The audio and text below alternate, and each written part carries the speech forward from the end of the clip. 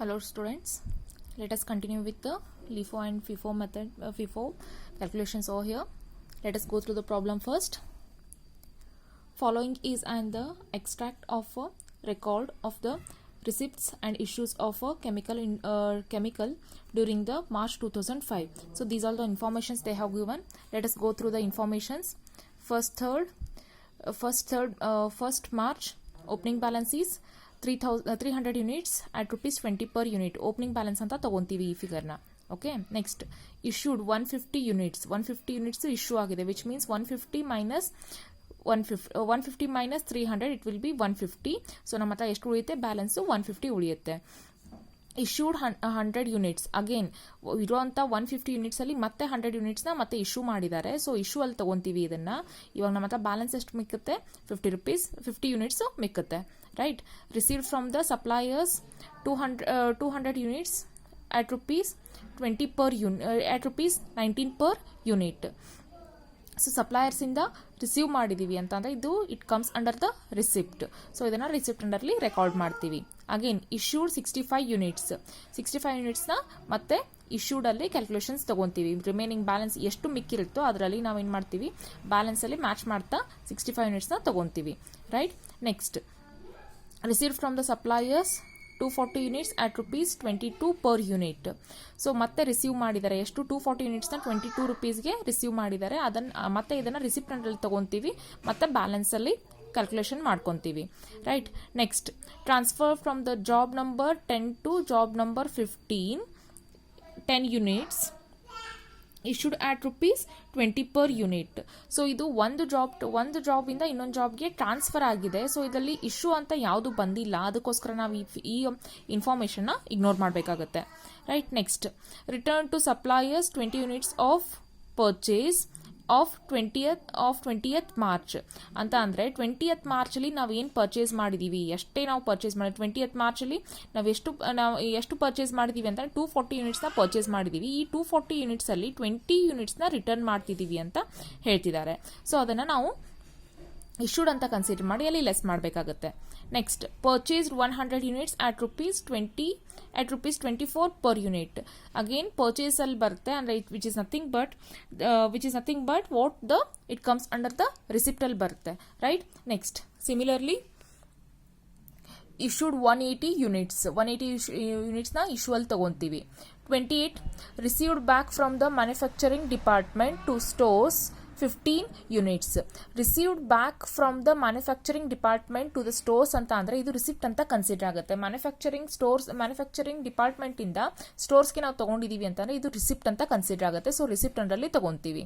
Adjustments ಏನೇನು ಕೊಟ್ಟಿದ್ದಾರೆ ಅಂತ ಅಂದ್ರೆ stock verification on 18th March received storage of 10 units ಅಂದ್ರೆ ಇದೇನಾಗುತ್ತೆ 10 ಯೂನಿಟ್ಸ್ ನ ಇಶ್ಯೂ ಮಾಡಿದ್ದಾರೆ ಅಂತ ಅರ್ಥ ಆಗುತ್ತೆ. ಸೊ ಇದನ್ನ ನಾವೇನ್ ಮಾಡ್ತೀವಿ 18th ಮಾರ್ಚ್ಗೆ ಇಶ್ಯೂ ಅಂಡರ್ಲಿ ತಗೊಂತೀವಿ. Next on 31st March showed an excess quantity of 5 units.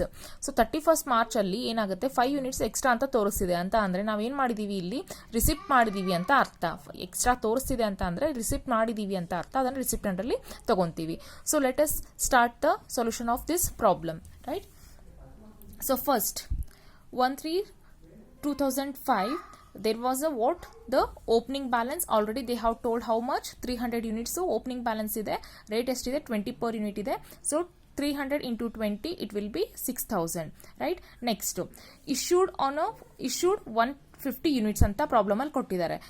3rd March ಅಲ್ಲಿ 150 ಯೂನಿಟ್ಸ್ ನ ಇಶ್ಯೂ ಮಾಡಿದ್ದಾರೆ. ಅಂದ್ರೆ 150 ಯೂನಿಟ್ಸ್ ನ ಇಶ್ಯೂ ಕಾಲಮ್ ಅಲ್ಲಿ ತಗೊಂತೀವಿ. 150 into 20 ಎಷ್ಟು ಅಮೌಂಟ್ ತಗೊಂಡಿದೀವಿ, ಎಷ್ಟು ರುಪೀಸ್ ಪರ್ ಯೂನಿಟ್ ಇದೆ 20 ತಗೊಂಡಿದೀವಿ, ಅದನ್ನ ತಗೊಂತೀವಿ.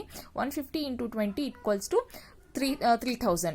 ಸೊ ಇವಾಗ ಬ್ಯಾಲೆನ್ಸ್ ಅಲ್ಲಿ 150 ಇಶ್ಯೂ ಆಗಿದೆ ಅಂತ ನಮ್ಮಲ್ಲಿ ಇರೋ ಬ್ಯಾಲೆನ್ಸ್ ಎಷ್ಟು ಮತ್ತೆ 150 ಆಗುತ್ತೆ. ಅದನ್ನ ಬ್ಯಾಲೆನ್ಸ್ ಕಾಲಮ್ ಅಲ್ಲಿ ರೆಕಾರ್ಡ್ ಮಾಡ್ತೀವಿ. 150 into 20 equals to 3000. Right, next issued 100 units ಮತ್ತೆ ಏನ್ ಮಾಡಿದ್ದಾರೆ 150 ಯೂನಿಟ್ಸ್ ನಮ್ಗೆ ಏನಾಯ್ತು ಇಲ್ಲಿ ಬ್ಯಾಲೆನ್ಸ್ ಇದೆ, ಅದ್ರಲ್ಲಿ ಮತ್ತೆ ಏನ್ ಮಾಡಿದ್ದಾರೆ 100 ಅನ್ನ ಮತ್ತೆ ಇಶ್ಯೂ ಮಾಡಿದ್ದಾರೆ. ಸೊ 100 ನ ಇಶ್ಯೂ ಮಾಡಿದಾಗ ಇಶ್ಯೂ ಕಾಲಮ್ ಅಲ್ಲಿ 100 ಅಂತ ಮೆನ್ಷನ್ ಮಾಡ್ಕೊಂತೀವಿ. ವಾಟ್ ಎವರ್ ದ ಅಮೌಂಟ್ ಏನ್ ಅಮೌಂಟ್ ಇದೆಯೋ ಅದನ್ನ ಮತ್ತೆ ಇಲ್ಲಿ ರೆಕಾರ್ಡ್ ಮಾಡ್ಕೊಂತೀವಿ. So 100 into 20 equals to 2000. So ನಮ್ಮ ಹತ್ರ ಇವಾಗ 150ನಲ್ಲಿ ಮತ್ತೆ ನಾವು 100ನ ಯೂಸ್ ಮಾಡ್ಕೊಂಡಿದ್ದೀವಿ ಅಂತ ನಮ್ಮ ಹತ್ರ ಇರೋ ಅಷ್ಟು ಬ್ಯಾಲೆನ್ಸ್ ಎಷ್ಟು 50 units into 20 50 units into 20 equals to 1000. ನಮಗೆ 1000 ಸಿಗುತ್ತೆ, right. Next on 10th March received from suppliers 200 units at rupees 19 per unit ಅಂತ ಹೇಳ್ತಿದ್ದಾರೆ. ಸೊ ಅದನ್ನು ನಾವೇನು ಮಾಡಬೇಕು ಅಂತ ಅಂದರೆ ರಿಸಿಪ್ಟಲ್ಲಿ ರೆಕಾರ್ಡ್ ಮಾಡಬೇಕಾಗುತ್ತೆ. So what is the information they have given? 10th March ಅಲ್ಲಿ ನಾವೇನು ಮಾಡಿದ್ದೀವಿ, 200 ಯೂನಿಟ್ಸ್ನ ರಿಸೀವ್ ಮಾಡಿದ್ದೀವಿ, ಅದನ್ನು ಮತ್ತೆ ಇಲ್ಲಿ ರೆಕಾರ್ಡ್ ಮಾಡ್ತೀವಿ. ಸೊ ನಮ್ಗೆ ಅಲ್ಲಿ 200 ಯೂನಿಟ್ಸ್ನ ಮತ್ತೆ 200 ರಿಸೀವ್ನ ಮತ್ತೆ 200 ಯೂನಿಟ್ಸ್ನ ಮತ್ತೆ ರಿಸೀವ್ ಮಾಡಿದ್ದೀವಿ. 200 ಇಂಟು 19 ಈಕ್ವಲ್ಸ್ ಟು 3800 ಆಗುತ್ತೆ. ಸೊ ಇವಾಗ ನಾವು ಮತ್ತೆ ರಿಸೀವ್ ಮಾಡಿದ್ದೀವಿ ಎಷ್ಟು 200. ಆಲ್ರೆಡಿ ನಮ್ಮ ಹತ್ರ ಬ್ಯಾಲೆನ್ಸ್ ಎಷ್ಟಿತ್ತು 50 ಇತ್ತು. ಸೊ ಅದನ್ನು ಎರಡನ್ನೂ ಸೇರ್ಸೋಣ, ರೈಟ್. 50 ನಮ್ಮ ಮುಂಚೆ ಇರೋ ಬ್ಯಾಲೆನ್ಸು ಮತ್ತೆ ಇವಾಗ ರಿಸೀವ್ ಮಾಡಿರೋಂಥ ಬ್ಯಾಲೆನ್ಸು, ಇದು 50 ಇದೆ, ಇದು 20 ಇದೆ. ಬಟ್ ನಾವು ಇದನ್ನು ಸಪ್ರೇಟ್ ಆಗಿ ರೆಕಾರ್ಡ್ ಮಾಡಬೇಕು. ಏನಕ್ಕೆ ಅಂತಂದರೆ ಅಮೌಂಟಲ್ಲಿ ಡಿಫರೆನ್ಸ್ ಇದೆ. ಇದು 20 ಇದೆ, ಇದು 19 ಇದೆ, right. 50 into 20 equals to 1000, 200 into 19 equals to 3800. This is the available balance for us ನಾವು, ರೈಟ್. ನೆಕ್ಸ್ಟ್ 16th March ಅಲ್ಲಿ ಏನಾಗಿದೆ ಅಂದರೆ 65 ಯೂನಿಟ್ಸ್ನ ಮತ್ತೆ ಇಶ್ಯೂ ಮಾಡಿದ್ದಾರೆ. 65 ಯೂನಿಟ್ಸ್ನ ನಾವು ಇವಾಗ ಇಶ್ಯೂ ಮಾಡಬೇಕು ಅಂತ ಅಂದರೆ we are following the FIFO method ಅಲ್ವಾ, ಅಂದರೆ ಫಸ್ಟ್ ಇನ್ ಫಸ್ಟ್ ಔಟ್ ಅಂತ ನೋಡಬೇಕಾಗುತ್ತೆ.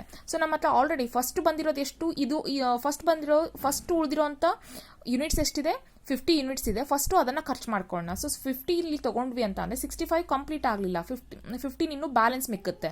ಸೊ ಫಸ್ಟು ನಾವು ಇದನ್ನು 50ನ ಕಂಪ್ಲೀಟಾಗಿ ತೊಗೊಂಡ್ಬಿಡೋಣ. 50 ಇಲ್ಲಿ ತೊಗೊಂಡ್ವಿ into 20 it will be 1000. Next again ನಮಗೆ ಇವಾಗ 65 ರಿಕ್ವೈರ್ಮೆಂಟ್ ಇದೆ, 50 ಸಪ್ಲೈ ಮಾಡಿದೀವಿ, ಇನ್ನು 15 ಸಪ್ಲೈ ಮಾಡಬೇಕು. 15 ಯಾವುದಲ್ಲಿ ಸಪ್ಲೈ ಮಾಡಬೇಕು, which is available under the 200 units ಅಲ್ಲಿ ನಾವು ಏನು ಮಾಡ್ತೀವಿ, 50ನ ಮತ್ತೆ ಸಪ್ಲೈ ಮಾಡ್ತೀವಿ. 200ನ ಪರ್ಚೇಸ್ ಮಾಡಿದಾಗ ಎಷ್ಟು ಅಮೌಂಟ್ ಪರ್ಚೇಸ್ ಮಾಡಿದೀವಿ, 19 ರೂಪೀಸ್ಗೆ ಪರ್ಚೇಸ್ ಮಾಡಿದೀವಿ. So that is the reason 15 ಯೂನಿಟ್ಸ್ನ ಇಲ್ಲಿ ತಗೊಂತೀವಿ into 19 equals to how much, 285 amount ನಮಗೆ ಇಲ್ಲಿ ಸಿಗುತ್ತೆ. ಸೊ ನೆಕ್ಸ್ಟ್ ಏನಾಗುತ್ತೆ ಅಂತ ಅಂದರೆ ನೆಕ್ಸ್ಟ್ ನಾವು ಏನು ಮಾಡಿದ್ದೀವಿ ಅಂತ ಅಂದರೆ ನೆಕ್ಸ್ಟು ಅಡ್ಜಸ್ಟ್ಮೆಂಟಲ್ಲಿ ಕೊಟ್ಟಿದ್ದಾರೆ. ಏನಂತ, stock verification on 18th March received storage of 10 units ಅಂತ ಕೊಟ್ಟಿದ್ದಾರೆ. ಅಂದರೆ ಇದು ಇಶ್ಯೂ ಅದರಲ್ಲಿ ಬರುತ್ತೆ.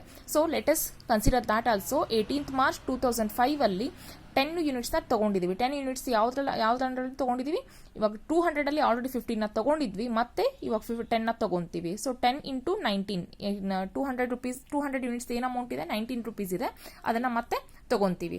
So 10 into 19 equals to 190.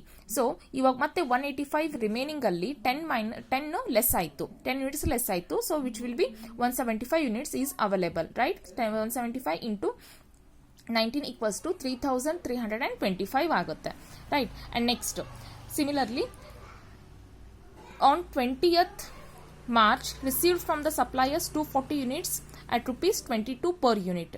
ಅದನ್ನು ರಿಸಿಪ್ಟಲ್ಲಿ ರೆಕಾರ್ಡ್ ಮಾಡ್ಕೋಬೇಕು. ಯಾವಾಗ 22nd March ಅಲ್ಲಿ ಏನಾಗಿದೆ, 22nd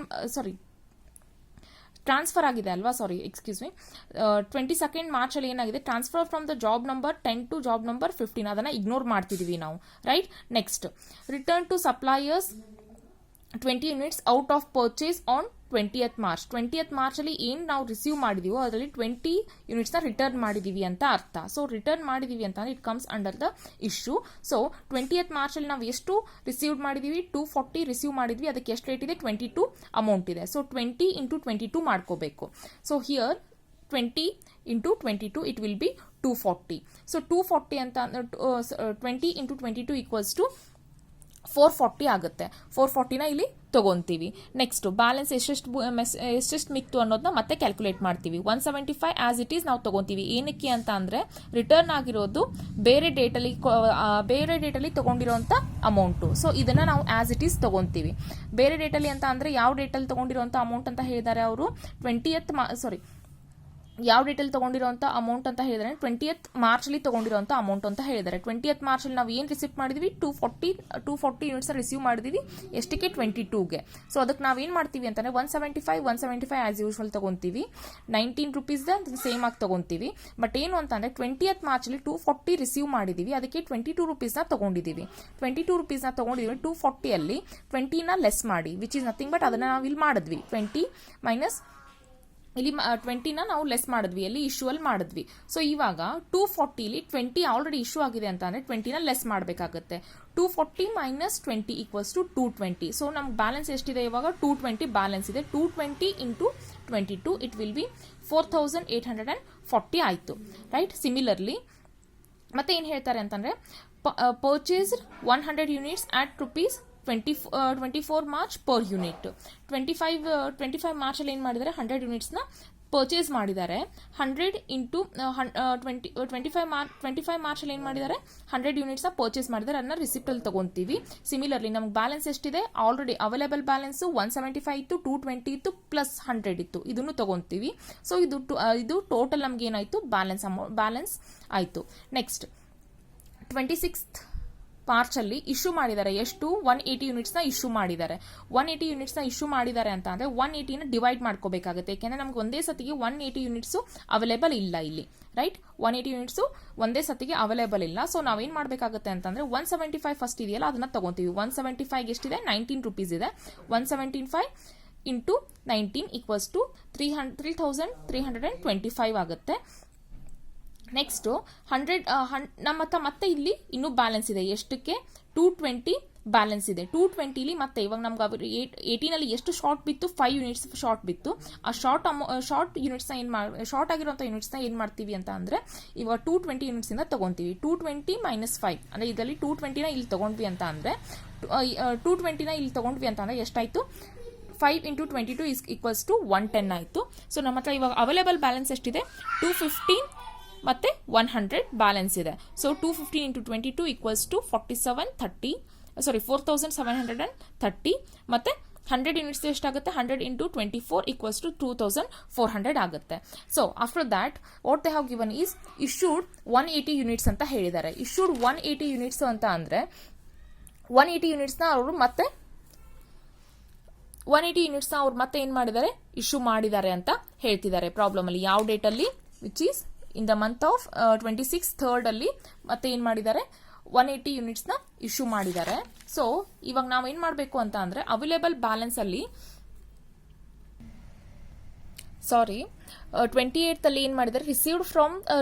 received back from manufacturing department to the stores 15 units ಅಂತ ಹೇಳ್ತಿದ್ದಾರೆ. ವಿಚ್ ಮೀನ್ಸ್ ಅದನ್ನ ರಿಸಿಪ್ಟ್ ಅಂತ ತಗೋಬೇಕು ನಾವು. ಸೊ ಸಿಮಿಲರ್ಲಿ ನಾವು ಇವಾಗ ಏನು ಮಾಡ್ತೀವಿ ಅಂತ ಅಂದರೆ 28ಗೆ ನಾವು ರಿಸಿಪ್ಟ್ ಮಾಡ್ಕೊಂತಿದೀವಿ. ರಿಸಿಪ್ಟ್ ಎಷ್ಟು ಮಾಡ್ಕೊಂತಿದೀವಿ ಹೇಳಿದ್ದಾರೆ? ಎಷ್ಟು ಅಂತ? 15 ಯೂನಿಟ್ಸ್ನ ರಿಸಿಪ್ಟ್ ಮಾಡ್ಕೊಂತಿದೀವಿ ಅಂತ ಹೇಳ್ತಿದ್ದಾರೆ. ಸೊ 15 ಯೂನಿಟ್ಸ್ನ ಮತ್ತೆ ರಿಸೀವ್ ಮಾಡ್ಕೊಂತೀವಿ. 15 ಯೂನಿಟ್ಸ್ಗೆ ಸೊ 10 ಯೂನಿಟ್ಸ್ಗೆ 19 ರೂಪೀಸ್ ಅಂತ. ಸೊ 10 ಇಂಟು 19 ಈಕ್ವಲ್ಸ್ ಟು 190 ಮತ್ತೆ ಪ್ಲಸ್ 5 ಯೂನಿಟ್ಸ್ಗೆ 22 ಅಂತ ರಿಸೀವ್ ಮಾಡ್ಕೊಂಡಿದ್ದೀವಿ. 5 ಇಂಟು 22 ಈಕ್ವಲ್ಸ್ ಟು 110. ಸೊ ನಮ್ಗೆ ಇವಾಗ ಅವೈಲೇಬಲ್ ಬ್ಯಾಲೆನ್ಸ್ ಎಷ್ಟಾಯಿತು? 215